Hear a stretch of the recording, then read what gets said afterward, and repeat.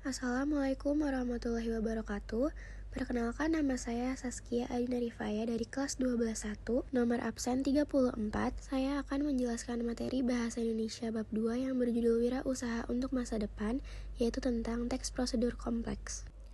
Teks prosedur kompleks merupakan teks yang berisi langkah-langkah yang harus ditempuh untuk mencapai tujuan yang diinginkan dan terdapat penjelasan atau keterangan dalam langkah tersebut.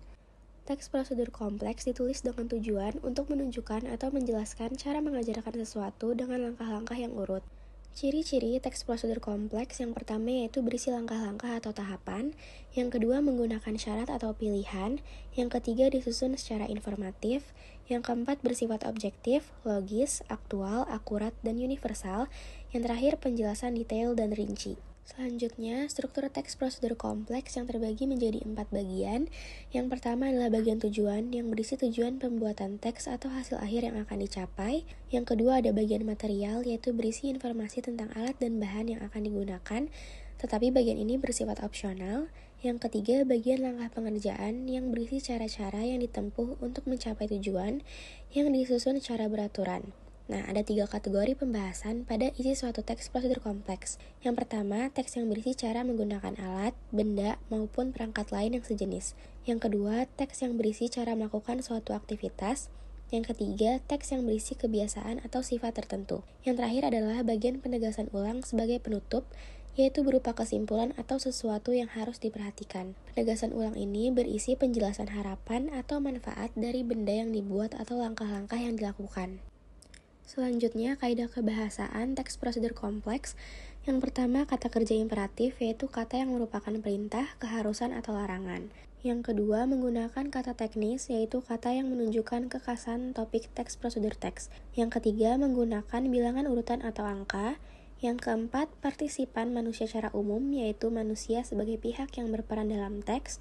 Yang kelima, menggunakan verba material, yaitu kata kerja yang menunjukkan aktivitas fisik yang dapat dilihat secara nyata. Yang keenam, menggunakan verba tingkah laku, yaitu kata kerja yang mengacu pada sifat yang dinyatakan dengan ungkapan verbal. Yang terakhir, menggunakan konjungsi temporal, yaitu kata penghubung yang menyatakan urutan waktu. Dan konjungsi syarat, yaitu kata hubung yang digunakan untuk menghubungkan unsur bahasa yang memiliki makna persyaratan. Teks prosedur kompleks juga menggunakan kalimat deklaratif, yaitu pernyataan, dan interrogatif, yaitu pertanyaan. Beberapa teks juga menggunakan pernyataan persuasif, deskripsi alat, dan kata-kata penunjuk waktu. Menulis teks prosedur kompleks. Yang pertama, menyajikan data di dalam teks. Teks prosedur kompleks akan lebih akurat dan lebih terpercaya apabila dilengkapi dengan data. Data bermanfaat memperjelas informasi dan mendukung ide pokok teks. Data dapat disajikan dalam berbagai bentuk, misalnya bentuk grafik, plot, diagram, dan teks. Selanjutnya, tahapan menyusun teks prosedur kompleks. Yang pertama, menentukan topik yang dikuasai dan bermanfaat untuk membaca, misalnya cara belajar efektif.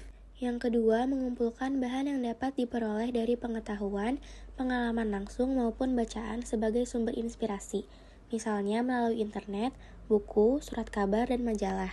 Yang ketiga, mengumpulkan informasi dan mengolah data dengan langkah-langkah, yaitu membaca sumber informasi secara intensif dan mencatat bagian-bagian penting dan relevan sesuai dengan topik. Yang keempat, menyusun kerangka teks sesuai struktur berdasarkan catatan hal-hal penting. Kerangkanya dibuat lengkap, sistematis, dan menggunakan pola yang tepat. Yang kelima, menuliskan teks prosedur kompleks utuh berdasarkan kerangka dan memberikan judul. Penulisan teks dengan memperhatikan ejaan dan kalimat efektif. Yang terakhir, membaca teks dan menyuntingnya hingga mudah dipahami oleh pembaca. Sekian penjelasan materi Bahasa Indonesia dari saya, kurang lebihnya mohon maaf. Wassalamualaikum warahmatullahi wabarakatuh.